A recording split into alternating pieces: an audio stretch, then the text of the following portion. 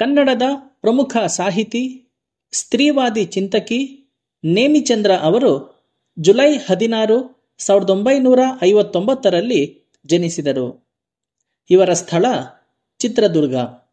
ಇವರ ಕೃತಿಗಳು ನಮ್ಮ ಕನಸುಗಳಲ್ಲಿ ನೀವಿದ್ದೀರಿ, ಒಂದು ಶ್ಯಾಮಲ ಸಂಜೆ, ಥಾಮಸ್ ಆಲ್ವಾ ಎಡಿಸನ್, ನೋವಿಗದ್ದಿದ ಕುಂಚ, ಮೇರಿ ಕ್ಯೂರಿ, ಬೆಳಗೆರೆ ಜಾನಕಮ್ಮ, ಮಹಿಳಾ ಲೋಕ, ಬೆಳಕಿನೊಂದು ಕಿರಣ ಇತ್ಯಾದಿ. ಪ್ರಶಸ್ತಿಗಳು: ಇವರಿಗೆ ಕರ್ನಾಟಕ ಸಾಹಿತ್ಯ ಅಕಾಡೆಮಿ ಪ್ರಶಸ್ತಿ, ಶಿವರಾಮ ಕಾರಂತ ಪ್ರಶಸ್ತಿ, ಆರ್ಯಭಟ ಪ್ರಶಸ್ತಿ, ರತ್ನಮ್ಮ ಹೆಗಡೆ ಪ್ರಶಸ್ತಿ ಮೊದಲಾದಂತಹ ಪ್ರಶಸ್ತಿ ಪುರಸ್ಕಾರಗಳು ಲಭಿಸಿವೆ.